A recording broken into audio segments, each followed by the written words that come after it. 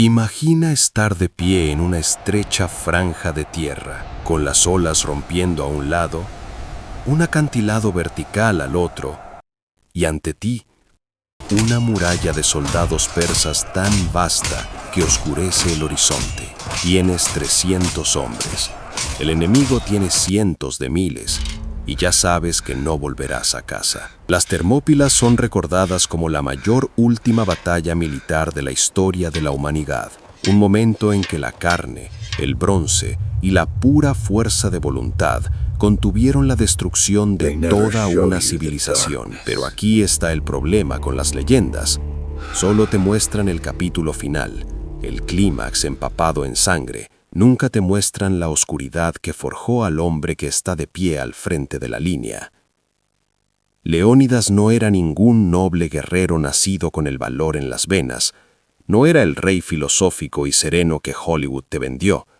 Fue fabricado, forjado dentro de una sociedad tan aterrada de su propia población que convirtió la crianza de los hijos en una forma de guerra.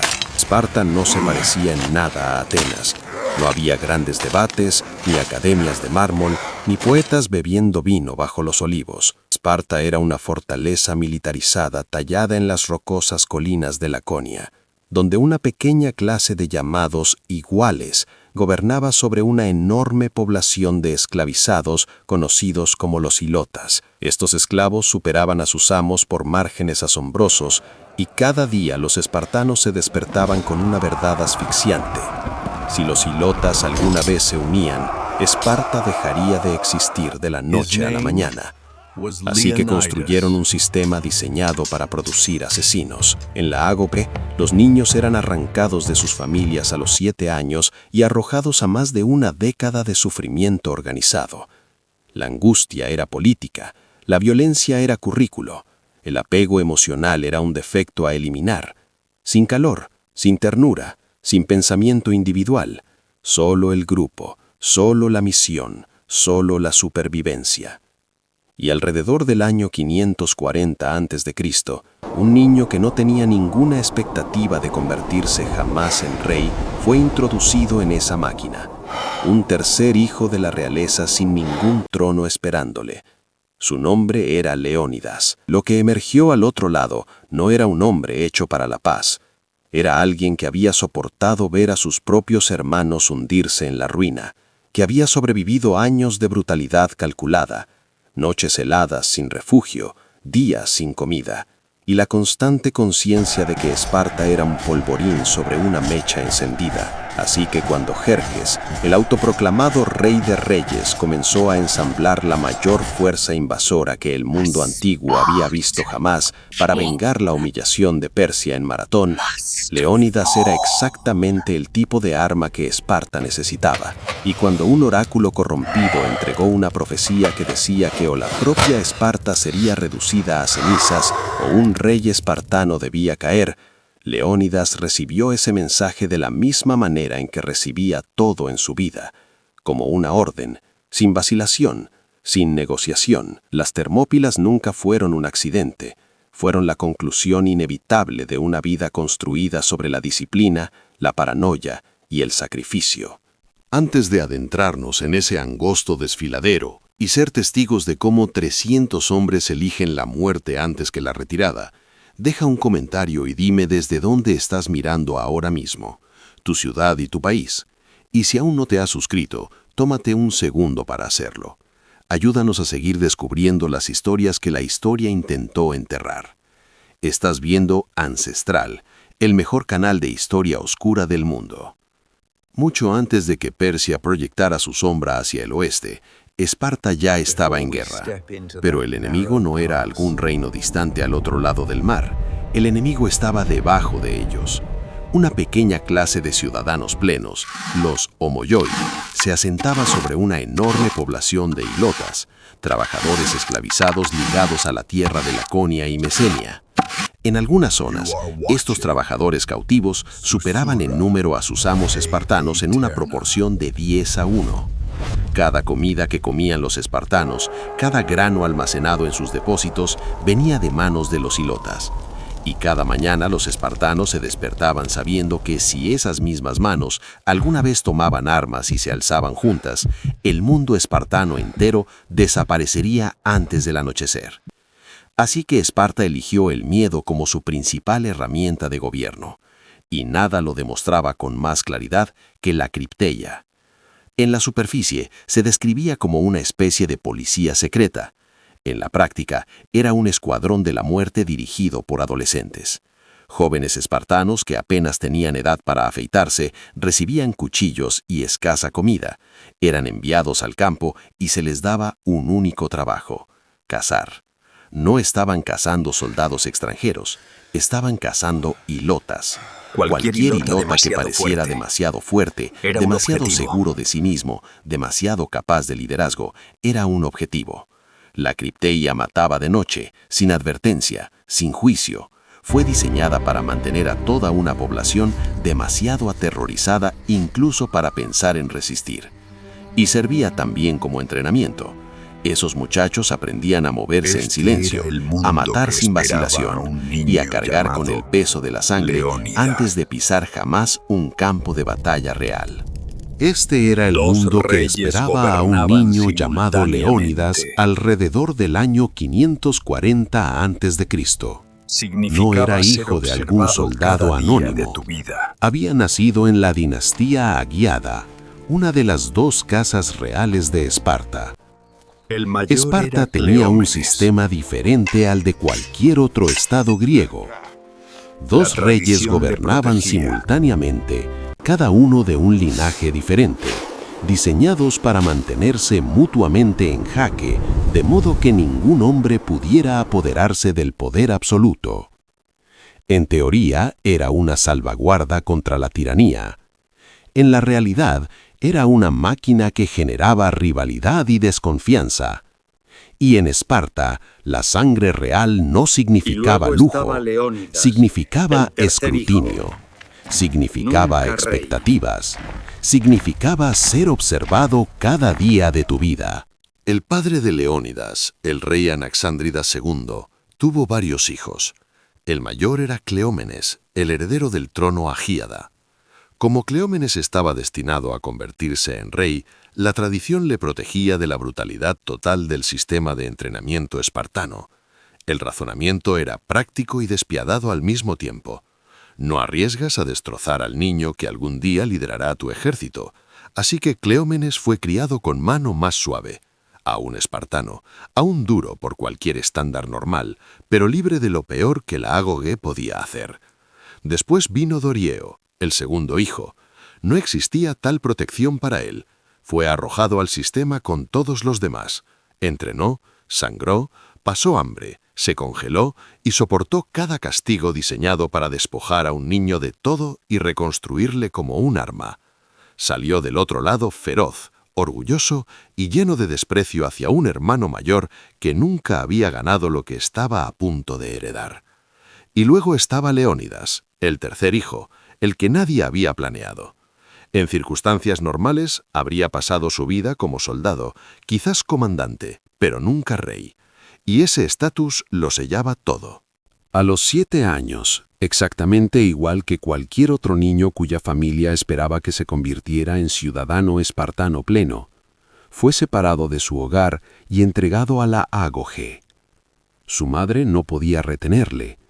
Su nombre real no podía protegerle. La ciudad le engulló entero. La ágoge no era una escuela, no era un campamento de entrenamiento en ningún sentido moderno. Era un experimento de años de sufrimiento controlado. Los niños eran divididos en grupos y alojados en barracones comunales. Cada año recibían un manto. Esa única pieza de tela era su única ropa durante los ardientes veranos y los gélidos inviernos. Sin zapatos, sin camas. Dormían en esteras que tenían que tejer ellos mismos junto a los ríos. Y si no recogían suficiente, dormían en el suelo frío y desnudo. Eso no era un fallo del sistema. Ese era el sistema funcionando exactamente como estaba previsto. La comida se mantenía deliberadamente escasa. A los niños se les daba justo lo suficiente para sobrevivir, pero nunca lo suficiente para sentirse llenos. Se esperaba que robaran el resto: pan, queso, trozos de carne, cualquier cosa que pudieran encontrar. Si lo conseguían sin ser descubiertos, comían. Si eran descubiertos, recibían una paliza salvaje. No porque el robo se considerara incorrecto, sino porque ser descubierto se consideraba debilidad. La lección enterrada en cada estómago vacío y cada costilla mayugada era simple: aprenderás a tomar lo que necesitas. Aprenderás a hacerlo de forma invisible y nunca jamás te quejarás. Los chicos mayores tenían autoridad absoluta sobre los más jóvenes. Eso significaba acoso implacable, agresiones físicas y dominación psicológica disfrazada de disciplina. El látigo no era un castigo reservado para faltas graves, era parte de la vida diaria. Se celebraban competencias públicas de flagelación en los santuarios religiosos, donde los niños eran golpeados hasta desplomarse o perder el conocimiento, mientras los adultos miraban con aprobación. El objetivo total era hacer que el dolor fuera irrelevante. Llorar era vergonzoso, encogerse era una deshonra. Se esperaba que un espartano absorbiera cualquier cosa en total silencio. Y en medio de todo esto estaba Leónidas. Imagina a un niño que sabe que lleva sangre real, pero que no recibe ningún trato especial en absoluto. Sin cama más blanda, sin ración extra, sin alivio de las palizas. Lo despiertan de una patada antes del amanecer, le ordenan correr, pelear, luchar, obedecer sin preguntar. Muchos niños se rompieron bajo la presión, algunos físicamente, algunos mentalmente. Se convirtieron en cascarones huecos y obedientes, capaces de seguir órdenes, pero incapaces de pensamiento independiente. Los fragmentos que sobreviven de las fuentes antiguas sugieren que Leónidas no se rompió de esa manera, se adaptó. Donde otros niños solo veían crueldad, él veía una serie de pruebas que superar. Cada cicatriz, cada moretón, cada noche pasada temblando con el estómago vacío, se convertía en combustible en lugar de desesperación. Aprendió a moverse sin hacer ruido, a pelear como parte de una unidad, a obedecer órdenes sin resentimiento y, eventualmente, a comandar. Y de todos esos años de silencio y sufrimiento, desarrolló una cualidad que Esparta valoraba por encima de casi todo lo demás: el laconismo. El laconismo no era solo un hábito de hablar brevemente, era una filosofía convertida en arma dentro de la conversación. Los espartanos se entrenaban para usar el menor número de palabras posible. Las explicaciones largas eran debilidad. Los estallidos emocionales eran fracaso. Las excusas estaban por debajo del desprecio. Un verdadero espartano abría la boca solo cuando sus palabras podían golpear más fuerte que una lanzada. Leónidas absorbió esto completamente. Se convirtió en el tipo de hombre que podía escuchar una hora de debate y luego demoler cada argumento con una sola frase. A medida que Leónidas avanzaba por las etapas finales de la agogé y llegaba a la plena edad adulta, el panorama político sobre él estaba cambiando. Su padre envejecía. La cuestión de la sucesión dejó de ser abstracta y se volvió urgente. Alrededor del año 520 a.C., Anaxandridas murió. Cleómenes, el hijo mayor, ascendió al trono, y en ese día la fractura fundamental en el sistema de Esparta quedó expuesta ante todos. El hombre más poderoso del Estado nunca había soportado plenamente el único proceso que definía lo que significaba ser espartano.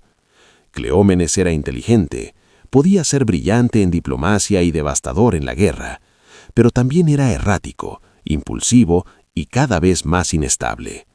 Heródoto registra episodio tras episodio de un rey que oscilaba entre la genialidad y la imprudencia, lanzaba operaciones militares sin la debida autorización, se entrometía en la política de otras ciudades griegas, a veces logrando resultados notables y a veces dejando un rastro de destrucción.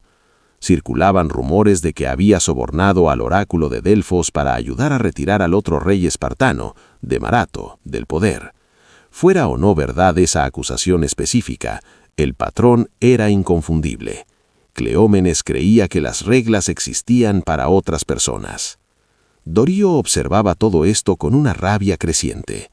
Había sangrado a través de cada etapa de la agogé, había hecho todo lo que el sistema espartano exigía. En su propia mente, él era el verdadero espartano, el que había ganado el derecho a liderar. Sin embargo, se veía obligado a arrodillarse ante un hermano al que consideraba blando, privilegiado e indigno. Esa amargura se volvió insoportable, y así Darío eligió el camino que los espartanos más despreciaban. Se fue, reunió a un grupo de seguidores leales y zarpó para forjarse su propio reino. Primero intentó Libia. Cuando fracasó, se dirigió a Sicilia, buscando una tierra donde pudiera escapar de la sombra de su hermano y demostrar que había nacido para gobernar. Pero Sicilia ya estaba reclamada. El poder cartaginés se extendía por toda la isla. Darío marchó directamente hacia las fauces de un imperio establecido. Según Heródoto, él y casi todos sus hombres fueron destruidos en batalla contra las fuerzas cartaginesas. El guerrero que no podía soportar vivir bajo un hermano al que despreciaba, murió lejos de Esparta persiguiendo un trono que nunca existió. Leónidas se quedó, no huyó, no conspiró para dar un golpe. Observó y aprendió. Vio cómo un rey podía dañar Esparta desde adentro. Vio cómo el orgullo y la impaciencia habían llevado a Darío a una muerte sin sentido en suelo extranjero. El tercer hijo, el que nadie había planeado, absorbía silenciosamente lecciones sobre el poder, la paciencia y la supervivencia que ninguna etapa de la agogé podría haberle enseñado. Durante estos años, probablemente sirvió en operaciones militares espartanas, patrullas fronterizas y la continua represión de la agitación de los ilotas. Su vida no era tranquila, pero sí deliberada. Permaneció dentro del sistema que lo construyó, esperando. Luego Cleómenes cayó en espiral más allá de lo que nadie podía ignorar. Su comportamiento se volvió cada vez más extremo. Alejó a los aliados. Su violencia dejó de servir a cualquier propósito estratégico y se volvió aleatoria, caótica. Los éforos, los 5 magistrados elegidos con poder suficiente para desafiar incluso a los reyes, comenzaron a verle como una amenaza directa a la estabilidad de Esparta. Finalmente tomaron su decisión. Lo declararon loco. Para un rey espartano, ser oficialmente catalogado de demente por su propio gobierno era el fin de todo. Cleómenes fue capturado, encadenado y encarcelado. El hombre que había heredado el trono sin enfrentarse jamás al peso total de la ágoge, se encontró ahora despojado de toda dignidad, sujetado como un animal peligroso frente al pueblo al que alguna vez había comandado. Lo que ocurrió a continuación sigue siendo uno de los momentos más perturbadores y controvertidos de la historia espartana. La versión oficial dice que Cleómenes persuadió a un guardia para que le diera una hoja. Luego, solo en su celda, se fue cortando metódicamente hasta desangrarse. Es una imagen de horror absoluto y locura total, pero muchos historiadores creen que la historia fue una tapadera cuidadosamente construida. Un rey tan inestable, tan peligroso, tan capaz de arrastrar a Esparta a la catástrofe, podría no haber sido dejado solo con un instrumento afilado por accidente. Es perfectamente plausible que el mismo sistema que alguna vez elevó a Cleómenes decidiera silenciosamente eliminarlo. Sea cual sea la verdad real, el resultado fue definitivo. El primer hijo había muerto en desgracia, el segundo hijo llevaba mucho tiempo muerto en un campo de batalla siciliano, y eso dejaba a un solo hombre de pie. Alrededor del año 490 a.C., Leónidas, el superviviente silencioso, el producto de cada brutal lección que Esparta había diseñado, se convirtió en rey. No ganó el trono por ambición, no lo tomó mediante una conspiración, simplemente sobrevivió a todos los que estaban por delante de él, y su momento no podía haber sido más peligroso. Ese mismo año, el rey persa Darío lanzó una expedición para castigar a Atenas y sus aliados por apoyar una revuelta en Jonia. Los persas desembarcaron en Maratón. Los atenienses, reforzados por un pequeño contingente de platea, cargaron contra las líneas persas y de alguna manera las destrozaron. Era una victoria que debería haber sido imposible. En cambio, se convirtió en el triunfo militar más celebrado de la historia ateniense. Para Atenas, Maratón era la prueba de que el poder persa podía quebrantarse. Para Persia era una humillación imperdonable. Darío juró venganza, pero la muerte lo reclamó antes de que pudiera ensamblar una segunda invasión. Su hijo Jerjes heredó un trono que se extendía desde el río Indo hasta las orillas del Egeo, junto con la ira inacabada de su padre. Para Jerjes, Maratón no era meramente una derrota táctica, era un insulto personal al propio imperio. A lo largo de los años siguientes, comenzó a ensamblar algo que el mundo antiguo nunca había presenciado: una fuerza militar de escala asombrosa apuntada directamente al corazón de Grecia. Mientras Jerjes acumulaba barcos, reclutaba soldados de docenas de naciones sometidas y construía puentes sobre mares enteros, Leónidas gobernaba Esparta de una manera completamente diferente a la que su predecesor. Era firme, mesurado, seguía las leyes, cooperaba con los éforos en lugar de intentar maniobrar para superarles. Su entrenamiento lo había hecho a la vez cauteloso y decidido, una combinación poco común. Esparta no necesitaba un apostador, necesitaba un rey que no perdiera la cabeza cuando se enfrentara a probabilidades imposibles. Y Leónidas no actuaba solo. Las mujeres espartanas recibían una educación casi inaudita en el mundo griego antiguo. Se esperaba que fueran físicamente fuertes, intelectualmente agudas y sin miedo a expresar sus opiniones. La esposa de Leónidas, Gorgo, era legendaria incluso durante su propia vida por su inteligencia y perspicacia. Una historia conservada por Heródoto demuestra exactamente cuán crítica era ella. Un exiliado espartano, viviendo en la corte persa, casi con certeza el rey depuesto de Marato, necesitaba advertir a Esparta de que Jerjes estaba preparando una invasión masiva. Pero enviar un mensaje abiertamente era suicidio. Si los agentes persas lo interceptaban, de Marato sería ejecutado de inmediato. Así que ideó un método. Raspó toda la base de la tablilla de escritura, talló su advertencia directamente en la madera subyacente, luego volvió a cubrir la superficie con cera fresca, de modo que la tablilla pareciera completamente en blanco. Cuando la tablilla llegó a Esparta, los funcionarios que la examinaron estaban desconcertados. No había ningún mensaje visible. Sospechaban un truco o un gesto sin sentido. Fue Gorgo quien lo resolvió. Les dijo que quitaran la cera. Debajo de ella, grabadas en la madera, estaban las palabras que cambiaron todo. Jerjes viene. Esa advertencia llegó a Leónidas porque una mujer se negó a aceptar que algo estuviera vacío, solo porque así lo parecía. A medida que los preparativos de Jerjes se hacían demasiado grandes como para ocultarlos, pasó de la acumulación encubierta a la intimidación abierta. Embajadores persas se extendieron por el mundo griego portando una única exigencia: tierra y agua. Estos eran los símbolos antiguos de la sumisión total. Ofrecerlos significaba renunciar a la soberanía misma. Tu tierra nos pertenece, tus vidas nos pertenecen, existes por la gracia del Rey de Reyes. Muchos griegos se rindieron, Tesalia se sometió, ciudades de toda Grecia se arrodillaron. Argos eligió la supervivencia antes que la resistencia. Oponerse al imperio persa parecía pura locura. ¿Por qué sacrificar tu ciudad por una idea abstracta como la libertad, cuando podías arrodillarte y continuar respirando bajo la protección del gobernante más poderoso de la tierra? Cuando los embajadores llegaron a Esparta, repitieron la misma exigencia: tierra y agua. En la superficie era una elección sencilla: sométete y vive, o niégate y enfrenta la aniquilación. Pero Leónidas entendía algo más profundo. Había costumbres incluso en la guerra. Matar a los enviados se consideraba un acto de barbarismo que cruzaba una línea sagrada.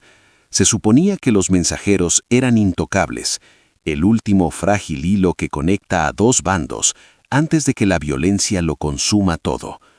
Esparta cortó ese hilo con brutalidad espectacular. La historia cuenta que los enviados persas fueron llevados ante las autoridades espartanas e hicieron su exigencia. Los espartanos les dijeron que si querían tierra y agua de Esparta, eran bienvenidos a recogerla ellos mismos. Luego, arrastraron a los embajadores hasta un pozo profundo. Allí dijeron: encontraréis toda la tierra y el agua que necesitáis en el fondo, y los arrojaron. Eso no fue simplemente una negativa, fue una provocación deliberada e irreversible. Esparta no solo había rechazado a Jerjes, había asesinado a sus representantes de una manera específicamente diseñada para humillarle. No quedaba ningún camino diplomático después de ese momento. La guerra era ahora una certeza. La onda expansiva se propagó por toda Grecia. Todos entendían lo que Esparta había hecho. Al matar a esos enviados, Esparta había garantizado que Jerjes vendría con todo lo que tenía. El miedo se extendió como una enfermedad.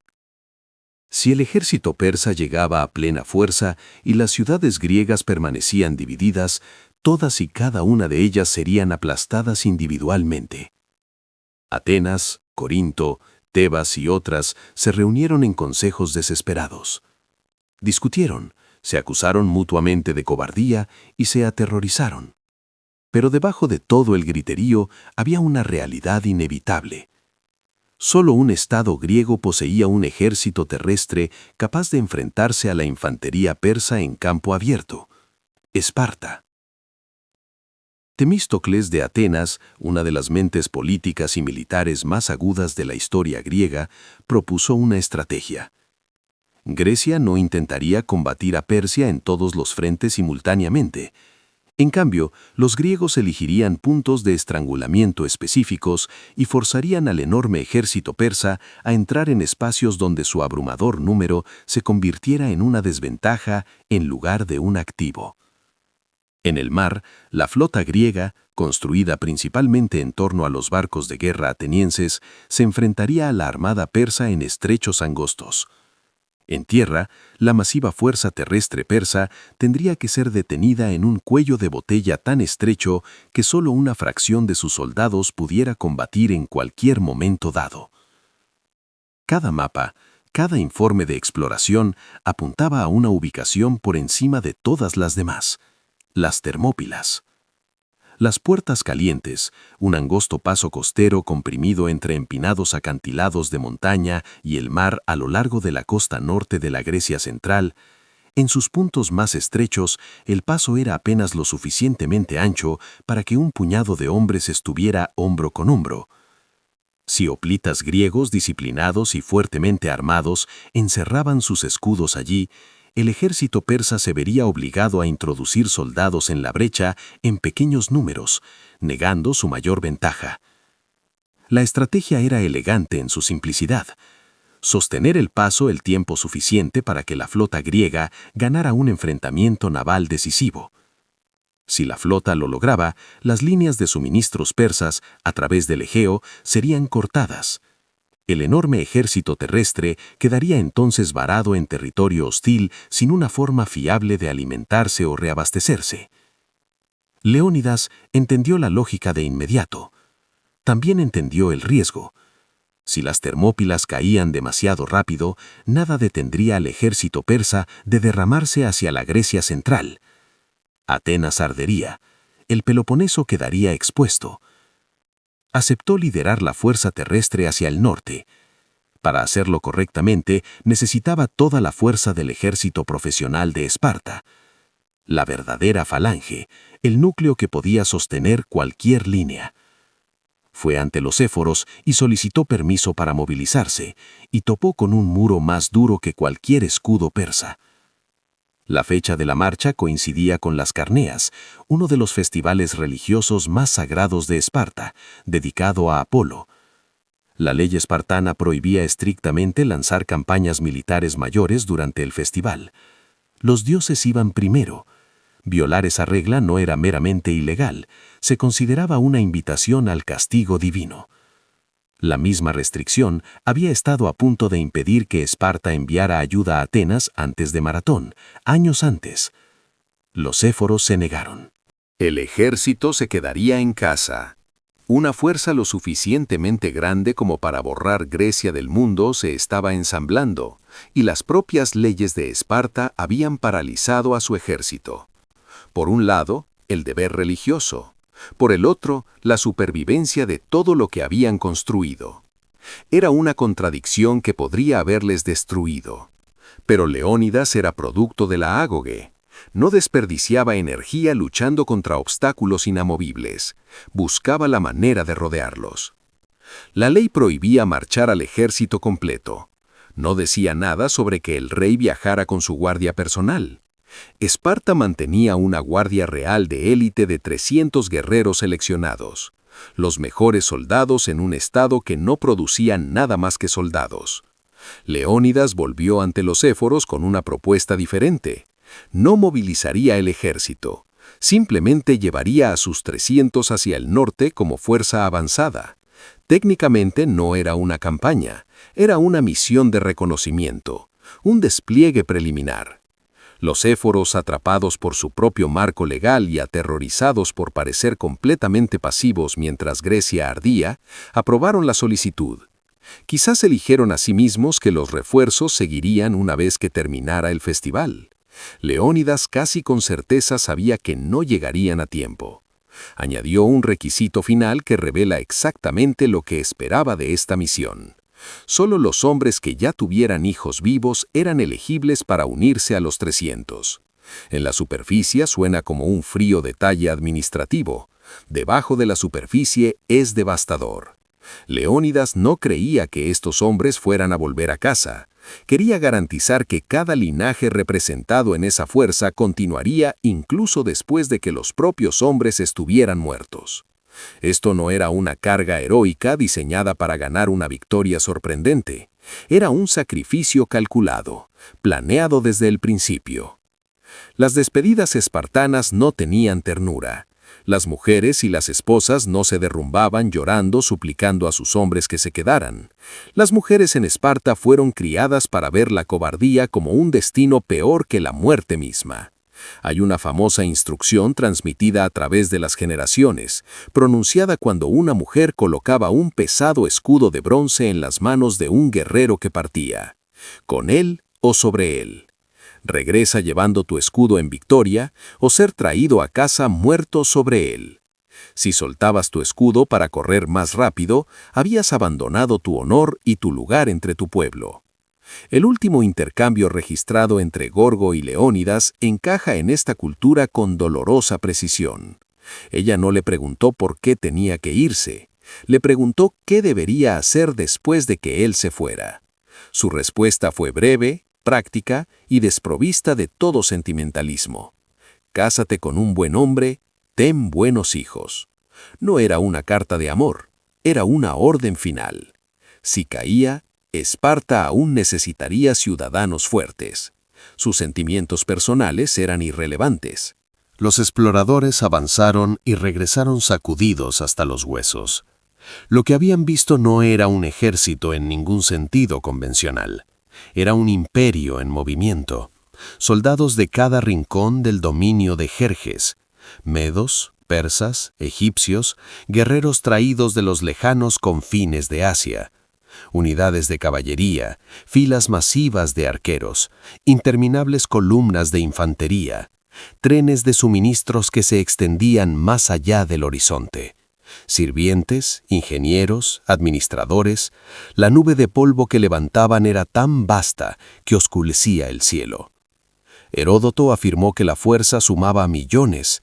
Los estudiosos modernos estiman que era más probablemente entre 200.000 y 300.000, pero de pie en ese camino, mirando hacia la neblina que se aproximaba, el número preciso carecía de sentido. Era simplemente más de lo que nadie había visto jamás. El huésped persa finalmente se materializó en el extremo lejano del paso. Cuando el propio Jerjes llegó, sentado en su pabellón real, y examinó la posición griega, lo que vio debe haberle desconcertado y enfurecido. Los espartanos no estaban en pánico, no se apresuraban a reforzar su muro. Según los relatos que sobrevivieron, algunos de ellos se peinaban tranquilamente el largo cabello y estiraban sus músculos, preparándose para el combate con la misma disciplina casual que llevarían a una competencia atlética. Jerjes esperó. Seguramente una vez que estos grieros comprendieran plenamente la escala de lo que se avecinaba, se quebrarían y dispersarían. No se movieron. Pasaron los días. Finalmente envió un mensajero hacia adelante con una oferta. Rendid vuestras armas. Someteos. Se os permitirá vivir. Era una última oportunidad de supervivencia, entregada con el pleno peso del ejército más grande jamás reunido detrás de ella. Leónidas, el hombre que había pasado toda su vida aprendiendo a decir solo lo necesario, entregó la respuesta que resonaría a través de todos los siglos que siguieron. 2 palabras en griego: molón, lave. Ven y tómalas.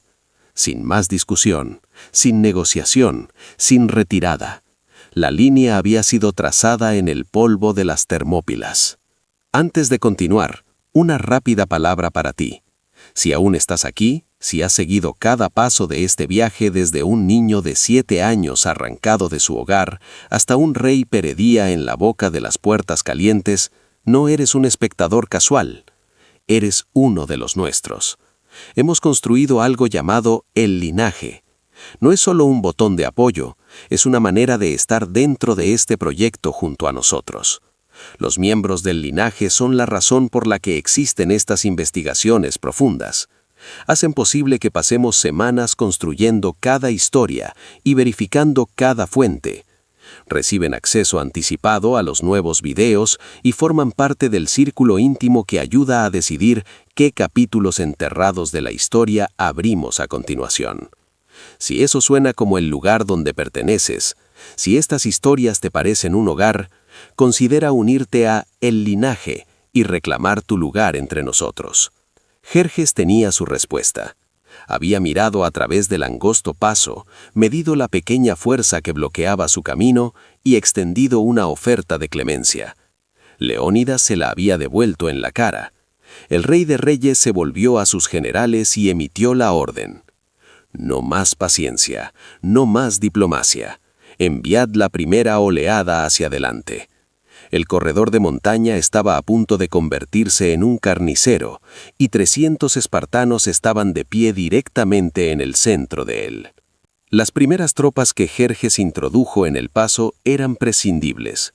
Medos y cisios, soldados extraídos de provincias conquistadas empujados hacia adelante para probar las defensas griegas. Sus órdenes eran contundentes: marchar hacia adentro, abrumar el muro, barrer a los defensores a un lado. Con la pura masa del ejército persa detrás de ellos, nadie en el lado persa esperaba que fuera difícil. Avanzaron en densas columnas, con oficiales empujándoles hacia adelante con látigos, escudos levantados, voces rugiendo. Luego chocaron con la falange. El corredor de montaña era asfixiantemente estrecho. Los espartanos y sus aliados estaban bloqueados juntos, cada hombre portando un pesado escudo rondo forrado de bronce, una lanza de aproximadamente 2,5 metros de largo y una corta espada de hierro en la cadera. Cascos de bronce encasquetaban sus cráneos, placas de bronce cubrían sus pechos y sibillas. No eran una multitud suelta de combatientes, eran una máquina. Y cuando los medos chocaron contra ellos, fue como cargar de cabeza contra una pared en movimiento hecha de metal y músculo. La fila delantera de hoplitas presionó sus escudos juntos en una barrera sin grietas. Detrás de ellos, la segunda y tercera fila avanzaron sus lanzas por encima de los hombros de los de adelante. Desde el lado persa parecía una sola losa de madera y bronce, brotando un bosque de puntas de filo de navaja.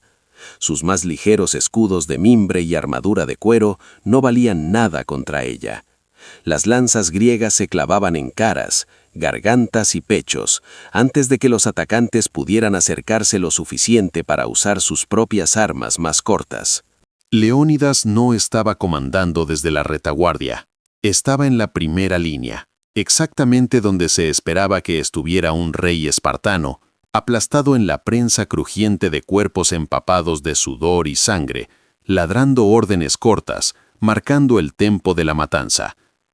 Cuando los persas se detuvieron, cuando las primeras filas de atacantes comenzaron a flaquear bajo la presión, dio la orden que todo espartano había sido entrenado para ejecutar desde la infancia: empujad, otismos. Las filas traseras avanzaron hacia adelante con toda la fuerza que tenían. La fuerza se transmitió a través de las armaduras y los escudos como una ola física. La fila delantera bajó los hombros y arremetió hacia adelante.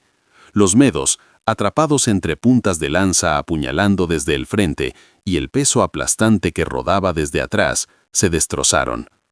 Los hombres en el frente mismo murieron donde estaban. Los hombres detrás de ellos tropezaron sobre los cadáveres y fueron pisoteados. Los soldados más atrás ni siquiera podían ver lo que estaba pasando. Todo lo que sabían era que la línea frente a ellos había dejado de avanzar. Los oficiales gritaban y les golpeaban para mantenerles empujando hacia adelante. Paso a paso fueron conducidos al mismo angosto corredor de muerte. Los muertos persas se acumulaban tan rápido que se convertían en parte del terreno. Los griegos lo utilizaban. Cuando la fila delantera comenzaba a cansarse, los hombres de Leónidas ejecutaban una maniobra que habían ensayado miles de veces. La línea rotaba. Hoplitas frescos avanzaban a la posición de matanza, mientras los combatientes exhaustos se deslizaban hacia la retaguardia, todo sin abrir una sola brecha en el muro. Este ciclismo constante mantenía la defensa griega a plena fuerza, mientras los atacantes no tenían ningún sistema equivalente. Simplemente eran empujados hacia adelante hasta que morían o huían. Oleada tras oleada golpeó el muro. Oleada tras oleada se desintegró. Jerjes observaba desde su posición elevada, esperando el momento en que los griegos finalmente se quebrantaran, soltaran sus escudos y huyeran. Ese momento nunca llegó. Cuando los medos fallaron, envió más tropas de otras naciones sometidas. El resultado era idéntico. El paso era demasiado estrecho, los números no significaban nada. Todo lo que lograban era añadir más cuerpos al montón que atascaba el suelo. Para cuando cayó la oscuridad en el primer día, los persas no habían ganado nada. Cientos, posiblemente miles de sus soldados yacían muertos dentro y alrededor del paso. Las bajas griegas eran mínimas. Los defensores se retiraron detrás de su muro a medida que se asentaba la noche, no en pánico, sino en orden disciplinado. Limpiaron heridas, repararon escudos agrietados y armaduras dobladas, afilaron puntas de lanza embotadas. La disciplina maquinal que había sido martillada en ellos desde niños funcionaba exactamente como había sido diseñada. Jerjes se negó a aceptar que esto fuera algo más que un revés temporal. En el segundo día, dejó de alimentar unidades de segunda categoría a la trituradora. Envió a sus inmortales. Los inmortales eran la joya de la corona del ejército persa, un cuerpo de infantería de élite mantenido a una fuerza permanente de 10.000 hombres. Ganaron su nombre porque su número nunca disminuía. En el instante en que caía un soldado, otro era inmediatamente promovido para llenar el hueco. Estaban mejor equipados, mejor acorazados y mucho mejor entrenados que la mayor parte de la infantería del imperio. Portaban una reputación de triturar cualquier resistencia con una presión metódica e implacable, apoyada por una devastadora arquería. Marcharon al paso bajo sus propios estandartes, irradiando confianza. Habían quebrantado a enemigos en 3 continentes, nadie había aguantado mucho tiempo contra ellos. En las Termópilas chocaron contra el mismo muro inamovible que todos los anteriores. El confinado terreno estrangulaba su capacidad de desplegarse. Solo los hombres en el frente mismo podían enfrentarse a los griegos. Sus escudos de mimbre y armadura de escama ofrecían más protección que el paño y el cuero que los medos habían llevado, pero las lanzas griegas eran aún más largas. Los escudos de los hoplitas se entrelazaban en una barrera ininterrumpida. El bronce aún vencía al mimbre y el cuero.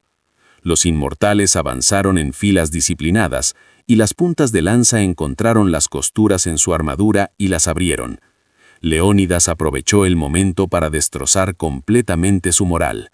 En un punto calculado del combate, los griegos ejecutaron una retirada fingida, retrocediendo en perfecta formación como si la línea finalmente estuviera colapsando. Los persas arremetieron tras ellos, convencidos de que la defensa había cedido por fin.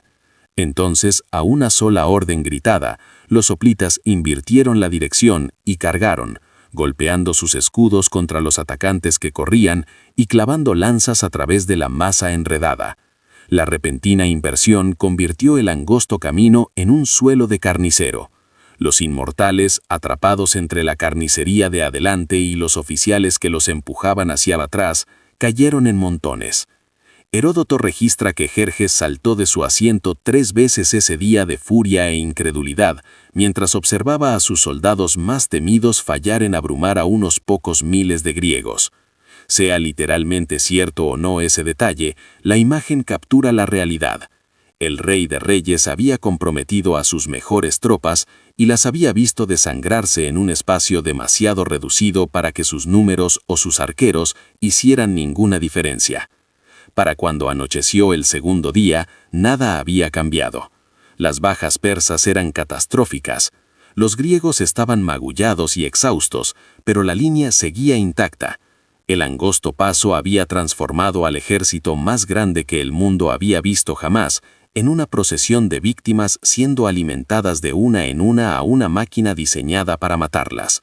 Jerjes necesitaba una manera de rodear el muro.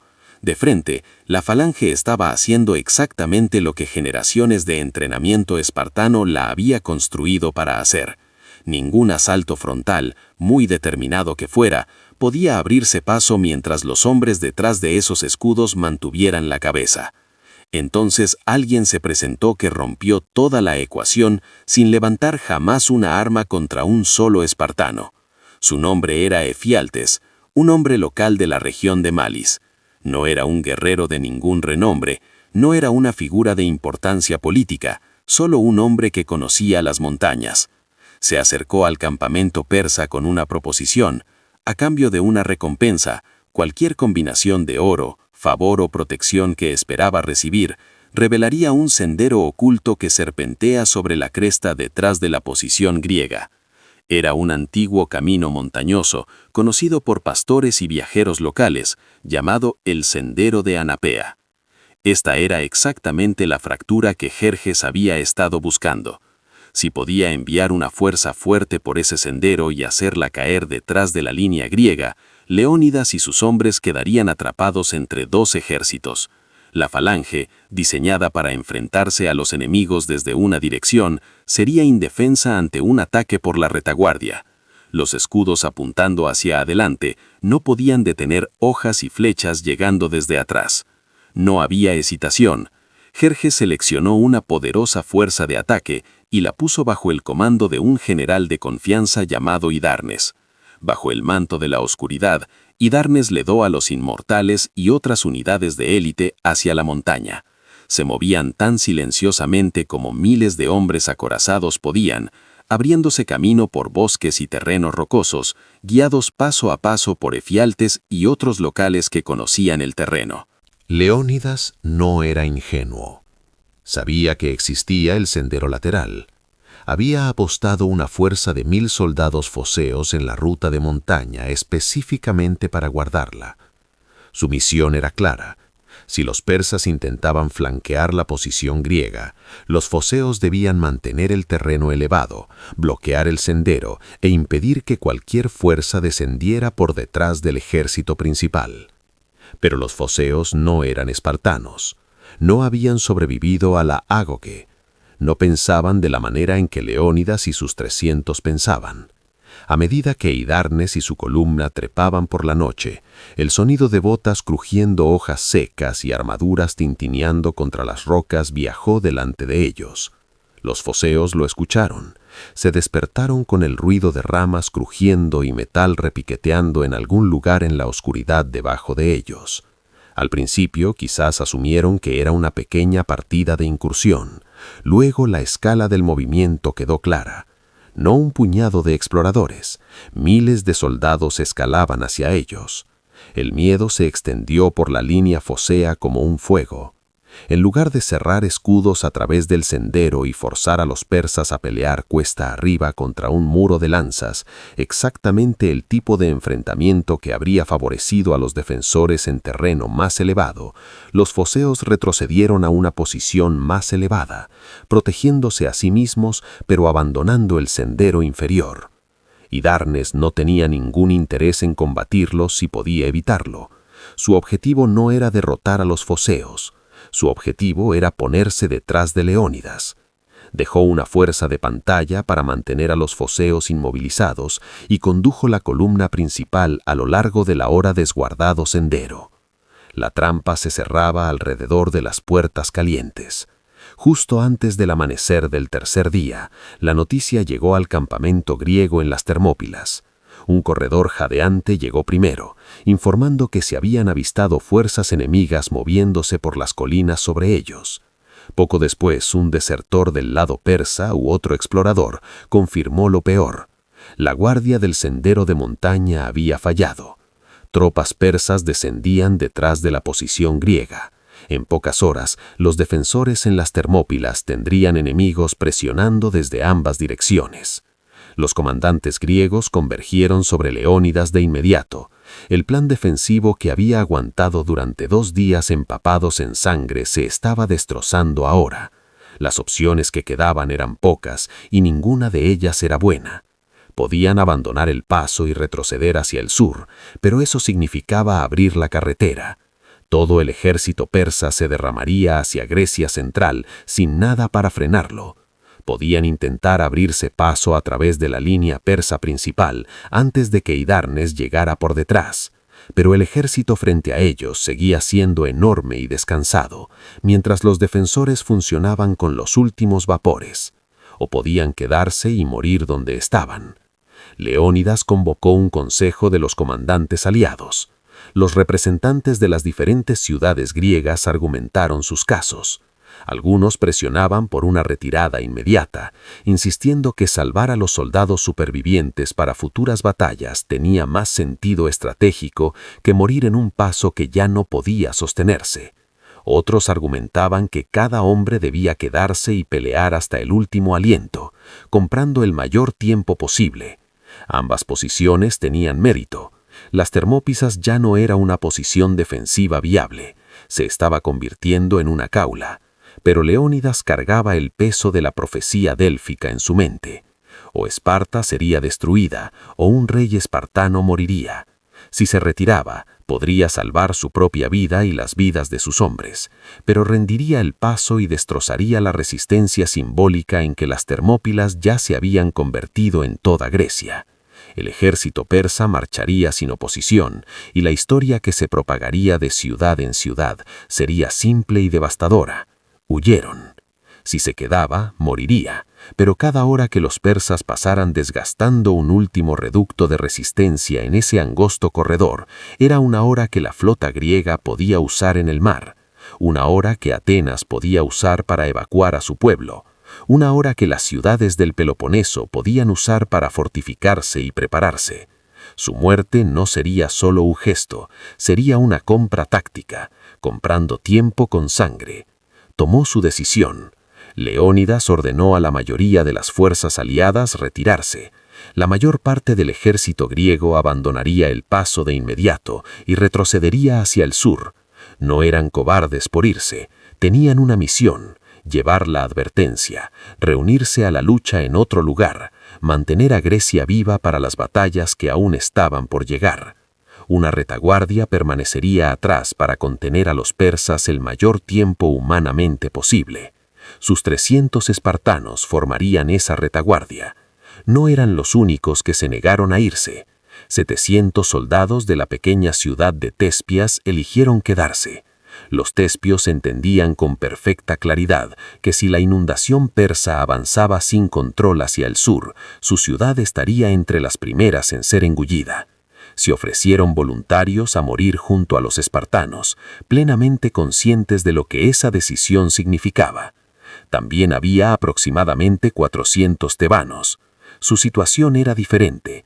Tebas tenía una relación profundamente ambigua con Persia y corría fuerte la sospecha de que el gobierno tebano ya se estaba preparando a someterse. Leónidas no los confiaba. Los retuvo en las Termópilas no como aliados honrados, sino como rehenes, un seguro contra la posibilidad de que los soldados tebanos pudieran desertar al lado persa en medio de la última resistencia. El resto del ejército griego comenzó su marcha hacia el sur. Algunos se fueron con el corazón pesado, algunos se fueron avergonzados, algunos se fueron con nada más que alivio. Detrás de ellos, poco más de 1000 hombres se acomodaron en posición para enfrentarse a un imperio. Antes de seguirles en esa última mañana, una breve pausa. Todo lo que estás escuchando está construido a partir de fuentes históricas reales, textos antiguos, evidencia arqueológica y erudición moderna. La base de este episodio proviene de un libro en particular, y no es solo una lectura interesante. Es una crónica implacable y profundamente detallada de la guerra antigua, llena de debates y descubrimientos que solo podemos arañar la superficie aquí. Puedes encontrarlo ahora mismo a través del botón Ver productos en tu pantalla. Si quieres entender verdaderamente las Termópilas, las guerras persas y el mundo que creó a Leónidas, esto pertenece a tu estantería. Piensa en ello como tu archivo de guerra personal. Y mientras estás allí, encontrarás más de un título. Hemos reunido una colección para ti.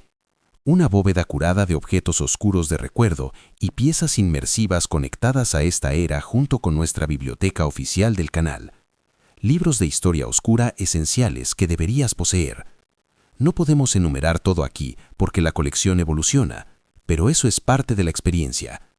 Abre la pestaña de la tienda mientras sigues escuchando. Explora lo que está disponible y empieza a construir tu propia biblioteca y colección de artefactos a medida que te adentras más con nosotros. De vuelta en el paso, Leónidas se volvió hacia los hombres que habían elegido quedarse. Los espartanos no necesitaban discursos para entender lo que estaba pasando. Habían sabido desde el día en que fueron seleccionados que esta misión no tenía regreso. Los tespios no habían sido ordenados a quedarse, lo habían elegido libremente. Los tebanos sabían que no podían irse aunque quisieran. Leónidas había decidido que compartirían el destino de la retaguardia, lo quisieran o no. A medida que la primera luz del tercer día comenzaba a extenderse por el cielo, los hombres que aún estaban de pie en las Termópilas se prepararon de manera diferente a cualquier mañana anterior. No había plan para rotar combatientes frescos a la línea, ninguna expectativa de alivio o refuerzo. Comieron cualquier comida que quedaba, inspeccionaron sus armas por última vez, apretaron correas sueltas, ajustaron cascos que habían sido abollados por 2 días de combate. Según relatos posteriores, Leónidas se dirigió a sus espartanos con una breve orden antes de que se reanudara la lucha. No era sobre la victoria, era sobre cómo morir. En algún lugar en las colinas sobre ellos, Hidarnes y los inmortales estaban completando su descenso detrás de la posición griega. Frente a ellos, el ejército persa principal se estaba concentrando para un asalto fresco. Esta vez armados con el conocimiento de que los defensores estaban rodeados. 2 enormes mandíbulas de acero se cerraban sobre una pequeña bolsa de bronce atrapada en el centro. Leónidas y sus hombres tomaron sus lugares en la línea por última vez, mirando hacia adelante al enemigo que podían ver, sabiendo que otro enemigo descendía la montaña detrás de ellos. Las puertas calientes estaban a punto de convertirse en una tumba, y cada hombre que aún estaba de pie dentro de ellas entendía exactamente lo que eso significaba. El último día de las Termópilas había comenzado. Al amanecer del tercer día, todo se sentía diferente dentro del paso. La ilusión de resistir indefinidamente había desaparecido. Cada hombre que quedaba entendía que cada aliento era prestado. Los espartanos comieron su última comida con armadura completa. Nadie fingía que era una mañana ordinaria en campaña. Según las tradiciones que sobrevivieron, Leónidas recorrió la longitud de la línea mirando a los ojos a cada hombre que aún estaba de pie. No ofreció falso consuelo, ni promesas. Les dio un único mando que capturaba todo lo que este día sería. Espartanos, llenaos el estómago ahora. Esta noche cenamos en el Hades. Una última decisión táctica permanecía. Podía mantener a su menguante fuerza apretada detrás del muro reconstruido y dejar que los persas vinieran a ellos, o hacer lo contrario, liderar una carga más allá de los estrechos hacia el terreno más amplio e infligir tanta devastación como fuera posible antes de que llegara la fuerza de rodeamiento. Esperar detrás del muro significaba ser aplastado lentamente entre 2 ejércitos que se cerraban como las mandíbulas de un torno. Atacar significaba morir de pie, avanzando, eligiendo a quién llevarían consigo. Leónidas eligió atacar. Ordenó a los últimos defensores avanzar. Los espartanos, los tespios y los tebanos, que habían sido retenidos contra su voluntad, salieron de detrás de la protección del muro y avanzaron hacia la sección más amplia del paso. Les daba espacio para golpear. También eliminaba cada red de seguridad. No había segunda línea defensiva a la que retroceder, ningún muro de reserva. Este era el último terreno en el que lucharían jamás. Jerjes ya sabía por sus exploradores y por el progreso de Hidarnes por las montañas que los griegos estaban rodeados. Esperaba que esta fase final fuera rápida. Su ejército se reformó. Arqueros tensaron flechas. La infantería avanzó con la confianza de que detrás de la posición griega los inmortales descendían a la pendiente para sellar la trampa. Lo que Jerjes todavía no lograba entender en esta etapa tardía era que Leónidas no estaba peleando para sobrevivir. Estaba peleando para que el costo de esta victoria fuera tan asombroso que Jerjes lo sintiera mucho después de que el último cuerpo griego golpeara el suelo. El combate en ese tercer día no se parecía en nada a la defensa controlada y mecánica de los 2 días anteriores. Los griegos aún formaban filas, pero no mantenían una posición fija. Avanzaron agresivamente, golpeando las líneas persas una y otra vez, apuntando no solo a soldados ordinarios, sino a oficiales, portaestandartes, cualquiera cuya muerte riplearía confusión por la formación enemiga. Sus lanzas atravesaban armadura y carne. Cuando esas lanzas finalmente se astillaron bajo la violencia del impacto repetido, desenvainaron sus cortas espadas shitus y continuaron matando a corta distancia. Los tespios pelearon con la misma ferocidad. Su ciudad yacía casi directamente al sur del paso. Entendían con toda claridad que si los persas lo atravesaban sin control, Tespias estaría entre los primeros lugares consumidos. No había retiro seguro esperándoles en las profundidades del Peloponeso. Cada segundo que compraban en este corredor de matanza era otro latido para que sus familias escaparan, para que algo se salvara del naufragio. La batalla se disolvió en una serie de salvajes oleadas. Los griegos cargaban hacia adelante, derribaban todo lo que tenían enfrente, luego eran empujados hacia atrás por la pura masa de cuerpos que se vertían contra ellos. Cada vez que cedían terreno, hacían que los persas lo pagaran en sangre en cada paso. El camino se llenó de escudos rotos, armaduras destrozadas, miembros amputados y cadáveres apilados. El aire se ahogaba de polvo y el sabor metálico de la sangre. Leónidas permaneció en las filas frontales. Un rey espartano no dirigía desde la seguridad. Luchó donde la matanza era más espesa. Las fuentes antiguas indican que deliberadamente apuntaba sus ataques a los persas de alto rango, intentando abrir agujeros en la estructura de comando del enemigo y extender el pánico a través de su liderazgo. No tenía esperanza de llegar al mismo Jerjes, que permanecía guardado lejos tras las líneas, pero aún podía destruir a los hombres más cercanos al trono. En algún punto durante ese combate rodante y salvaje, Leónidas cayó. Heródoto no nos da un dramático momento cinemático. No hay ningún relato detallado que sobreviva de exactamente cómo llegó el golpe. Algunas tradiciones posteriores afirman que fue derribado por una lluvia concentrada de proyectiles, lanzas y arcos que lo encontraron mientras su distintiva armadura y posición lo hacían un objetivo obvio. Otros registran simplemente que murió luchando con extraordinario valor. Independientemente de cómo ocurrió, el resultado fue definitivo. El rey de Esparta, hijo de Anaxándridas, descendiente de Heracles, fue matado en la primera línea exactamente donde había elegido estar. Lo que ocurrió después revela la profundidad del vínculo que su entrenamiento y su liderazgo habían forjado. Cuando Leónidas cayó, los espartanos no vacilaron, no retrocedieron tambaleando en estado de shock. Cerraron las filas directamente sobre su cuerpo y convirtieron la siguiente fase de la batalla en una guerra por el cadáver de su rey. Los soldados persas se lanzaron hacia adelante para apoderarse de los restos. Para Jerjes, arrastrar ese cuerpo de regreso a las líneas persas habría sido el símbolo último, prueba de que la obstinada resistencia griega estaba finalmente destrozada. Para los espartanos, perder el cuerpo de su rey para ser profanado habría sido una herida más profunda de lo que ninguna hoja podría infligir. Los espartanos y sus aliados formaron un círculo defensivo alrededor del rey caído. Oleada tras oleada de tropas persas se arrojaron sobre el círculo intentando abrirse paso y arrastrar el cadáver. Oleada tras oleada fue rechazada. Heródoto registra que los griegos repelieron 4 asaltos a gran escala separados destinados a capturar el cadáver de Leónidas. Durante esas desesperadas escaramuzas alrededor del cadáver, 2 de los propios hermanos de Jerjes fueron muertos, derribados en el caos de la refriega. Los griegos lograron retirar el cuerpo hacia sus líneas, pero con cada minuto que pasaba, más persas inundaban el paso detrás de ellos. Hidarnes y sus fuerzas estaban completando su descenso. Las flechas comenzaron a llover con densidad creciente. El anillo protector alrededor de Leónidas se encogía constantemente a medida que caían más defensores y los muertos se apilaban más dentro del círculo. Gradualmente, los defensores supervivientes retrocedieron a un pequeño montículo cerca de la retaguardia del paso, un pequeño promontorio de tierra que se convertiría en el sitio de su última resistencia. Allí, con persas cerrándose desde todas las direcciones, los griegos reunieron cualquier fuerza que aún poseían. Sus lanzas habían desaparecido, rotas o perdidas en el combate. Muchos escudos habían sido destrozados en pedazos. La armadura colgaba en fragmentos desgarrados. Aún no se rendirían. En ese elevado terreno pelearon con lo que quedaba: espadas cortas, dagas, piedras sacadas del suelo, puños desnudos, dientes.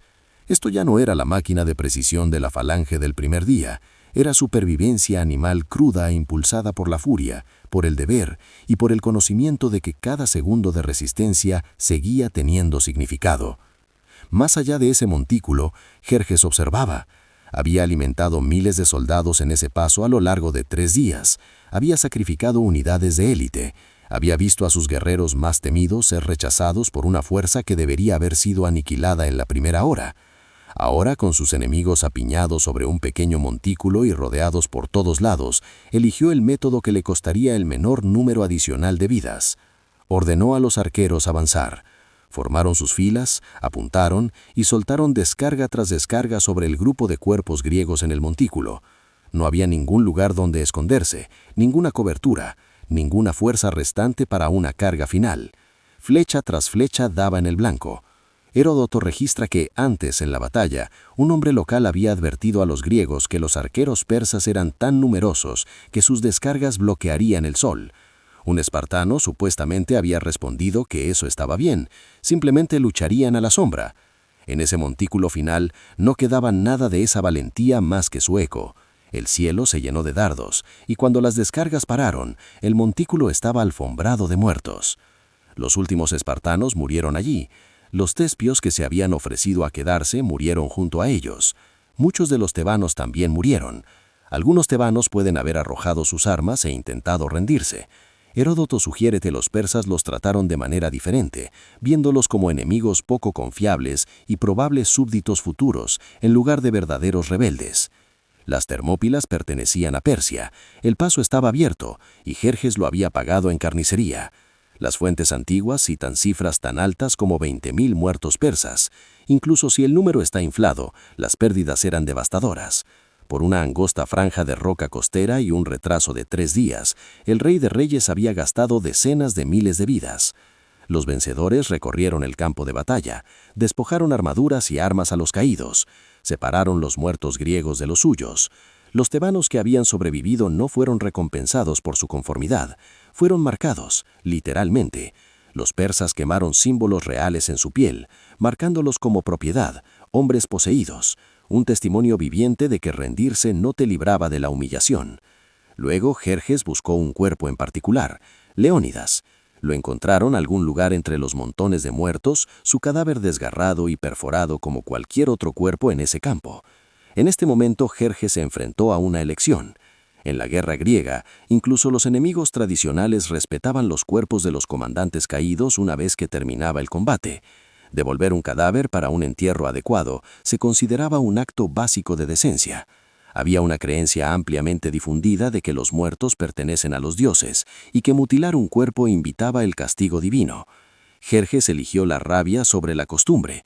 En una furia que se había estado acumulando desde la humillación del primer día, ordenó decapitar el cuerpo de Leónidas. La cabeza cortada fue colocada en una estaca y elevada para que todo el ejército la viera. Se informó que el resto del cuerpo fue exhibido o profanado, un acto deliberado diseñado para borrar la dignidad del rey espartano y destrozar la moral griega. Si ese era su objetivo, logró el efecto exactamente opuesto. La historia que se extendió por toda Grecia no era que Leónidas había muerto y deshonrado. La historia era que Leónidas había peleado hasta su último aliento y había aterrorizado al rey de reyes tan profundamente que Jerjes tuvo que mutilar a un hombre muerto solo para sentir que había ganado. Para los oídos griegos, ese acto revelaba no la fuerza persa, sino temor persa, no dominación, sino inseguridad. Los soldados que habían abandonado las Termópilas cuando Leónidas ordenó la retirada llevaron la historia hacia el sur. No describieron simplemente una derrota militar, describieron cómo una pequeña fuerza había enfrentado el peso total del imperio persa, lo había mantenido en su lugar durante 3 días y había muerto por comprar tiempo para todo lo que vendría después. Hablaron de la profecía en Delfos, de un rey que marchó hacia un angosto paso, sabiendo ya que un dios había decretado que o él o su ciudad debía caer. Hablaron de los tespios que se habían ofrecido a quedarse y morir junto a hombres que ni siquiera eran sus compatriotas. Describieron cómo los espartanos pelearon sobre el cuerpo de su rey, matando a la realeza persa en el proceso, y mencionaron con repulsión cómo Jerjes había cortado la cabeza y abusado de los restos.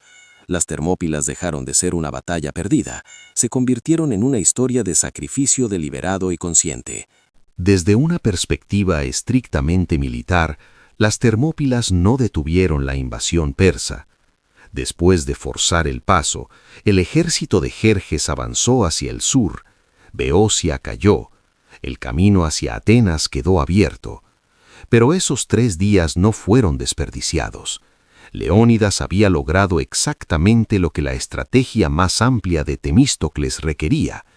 Había retrasado el avance persa el tiempo suficiente para que la flota griega alcanzara plena disponibilidad, para que las ciudades dejaran de debatir y comenzaran a comprometerse, para que las poblaciones evacuaran.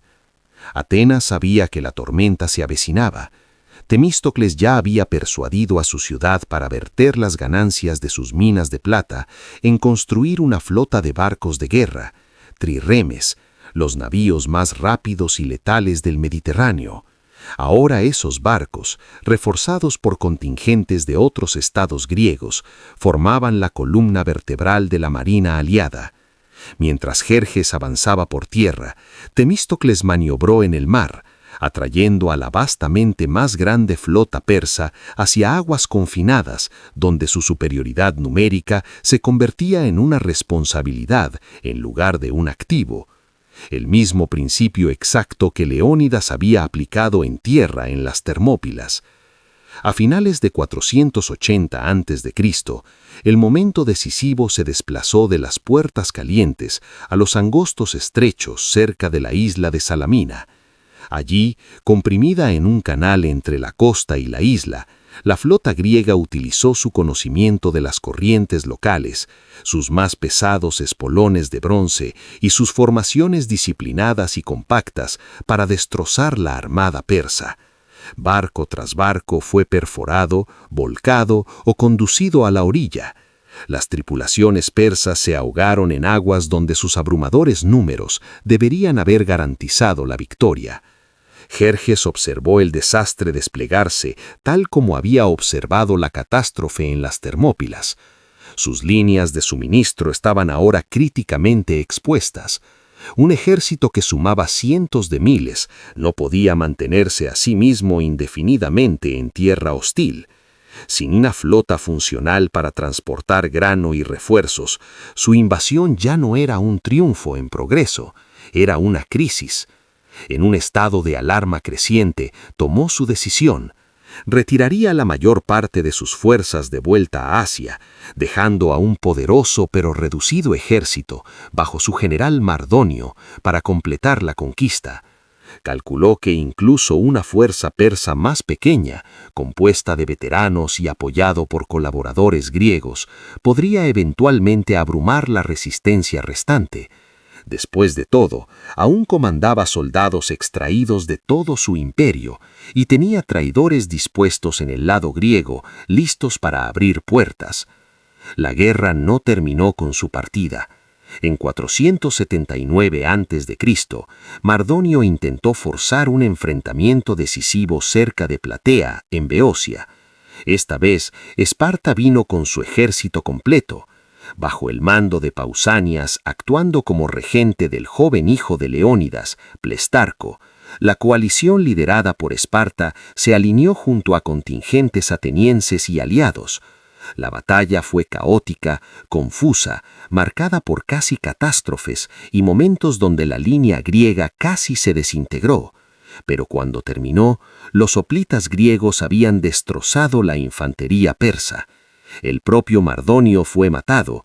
La última fuerza terrestre persa significativa en suelo griego fue destrozada. Aproximadamente el mismo día, las fuerzas griegas en el mar aniquilaron lo que quedaba de la flota persa cerca del cabo Mícala, en la costa de Asia Menor. Juntas, estas dobles victorias pusieron fin al sueño de Jerjes de conquistar Grecia. El imperio persa seguiría siendo una fuerza dominante en la región más amplia durante generaciones, pero la ambición de absorber Grecia en sus provincias murió en esos campos y en esas aguas. El hilo que conecta las Termópilas con Platea no es una línea recta y limpia. Hubo innumerables decisiones, traiciones, accidentes y actos de valor a lo largo del camino. Pero sin la resistencia de Leónidas, toda la forma de esa campaña habría sido diferente. Sin el retraso en el norte y sin el ardiente ejemplo de desafío alrededor del cual congregarse, muchas ciudades griegas podrían haber elegido la rendición. La flota no podría haber sido reunida a tiempo en Salamina. La frágil alianza podría haberse fragmentado bajo su propio miedo antes de llegar jamás al campo de batalla. Leónidas no era un héroe según los estándares modernos. Era parte de un sistema construido sobre la esclavitud, el terror organizado y la crueldad sistemática. Creció dentro de una cultura que entrenaba a los niños para asesinar ilotas en la oscuridad, que utilizaba el hambre y la flagelación como métodos educativos, que trataba cualquier signo de vulnerabilidad con absoluto desprecio. Incluso en su última resistencia, hizo cálculos despiadados. Eligió a mano a 300 hombres, no para ganar, sino para morir. Retuvo a los tebanos como rehenes. Marchó hacia el paso sabiendo que una profecía ya había exigido su muerte, y obedeció sin un parpadeo de inhesitación. Era en todas las formas medibles el producto perfecto de la agoge. Y eso es lo que hace las Termópilas tan oscuras y tan imposibles de apartar la mirada. Esparta creó algo monstruoso, un hombre despojado de ternura, diseñado para absorber el dolor, entrenado para seguir las órdenes más brutales sin cuestionar, dispuesto a sacrificar a todos a su alrededor y a sí mismo por la supervivencia del Estado. Y cuando llegó el momento en que Grecia necesitaba algo inquebrantable de pie entre la civilización y la aniquilación, ese monstruo hizo exactamente aquello para lo que había sido construido. La instrucción de Esparta a sus guerreros que partían era simple: con tu escudo o sobre él. Vuelve a casa llevando tu escudo en la victoria, o ser traído a casa muerto sobre él. Soltar tu escudo para correr significaba que habías abandonado tu lugar entre tu pueblo. Era un destino considerado peor que la propia muerte. Leónidas no cumplió ninguna de las dos versiones. Su cuerpo nunca regresó a Esparta. Jerjes le cortó la cabeza y profanó el resto, pero de una manera que ningún espartano podría haber anticipado, trascendió completamente esa instrucción. No trajo su escudo a casa, no fue traído sobre él. En cambio, su historia se convirtió en el escudo, no solo para Esparta, sino para la idea de que un pueblo pequeño, fragmentado y superado en número, podía enfrentarse al imperio más poderoso de la tierra y negarse a desaparecer. Heródoto registró los eventos de las Termópilas dentro de la memoria viva de la batalla. Generaciones posteriores de griegos viajaron al sitio y erigieron monumentos. Una de las inscripciones más famosas, colocada cerca del montículo donde cayeron los últimos defensores, hablaba directamente a cualquiera que pasara. Extranjero, ve a decirle a los espartanos que aquí yacemos fieles a sus mandatos. Esa palabra, fieles, obedientes, corta a través de la mitología romántica que los siglos posteriores envolvieron alrededor de la historia. Leónidas y sus 300 no murieron como individuos libres, actuando por convicción personal. Murieron siguiendo las leyes y el entrenamiento de su ciudad, moldeados por un sistema que exigía sacrificio total y ofrecía casi nada parecido a la comodidad a cambio. Esa misma obediencia casi les destruyó de niños. También les forjó en hombres que podían mirar al ejército más grande que su mundo había reunido jamás y negarse a dar un solo paso atrás. Jerjes comandaba decenas de miles de soldados, quizás cientos de miles, dependiendo de qué fuente confíes. Tenía oro, barcos de guerra, caballería, ingenieros de asedio y un imperio que se extendía desde el Indo hasta el Egeo. Ostentaba el título de Rey de Reyes. En todo sentido material y cuantificable, poseía todo. Leónidas tenía un angosto paso, 7.000 hombres durante 2 días, 1.000 durante uno más. Una ciudad que ni siquiera enviaría su ejército completo porque un festival religioso tenía prioridad. Una profecía que prometía su muerte. Ningún camino realista hacia la victoria militar. Pero controlaba lo único que Jerjes nunca entendió verdaderamente: la historia. Al elegir resistir, al elegir morir en un lugar donde aliados y enemigos por igual serían testigos de lo que ocurrió, Leónidas transformó las Termópilas de una batalla en un símbolo, una línea trazada a través de la historia, una advertencia, una promesa. Pasaron los siglos, los imperios se alzaron y se desmoronaron en polvo. El imperio persa que Jerjes comandaba desapareció hace mucho tiempo. Sin embargo, la gente aún conoce el nombre de un angosto paso rocoso en la costa griega y el rey que eligió morir allí antes que hacerse a un lado. Al final, ese es el balance final. Jerjes intentó borrar el honor de su enemigo mutilando un cadáver.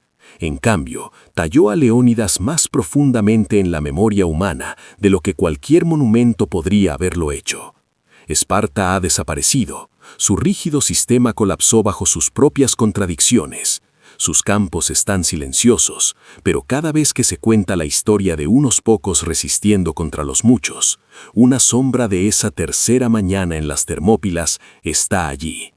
Si has recorrido todo este camino con nosotros, desde el terror de los ilotas, a través de la brutal infancia de la Ágoge, hacia la locura de la política real, y finalmente hacia el polvo y la sangre de las puertas calientes, si aún estás aquí, en esta última línea, gracias. Ahora, tómate un segundo ahora mismo y pulsa suscribir. Toca el botón de me gusta para que el algoritmo empuje esta historia a más personas que merecen escucharla. Comparte este video con alguien que todavía crea que las leyendas son limpias y heroicas. Muéstrales lo que realmente costó. Esto es Susurra Eterna, el mejor canal de historia oscura del mundo. Y estaremos aquí con la siguiente historia en el momento en que estés listo.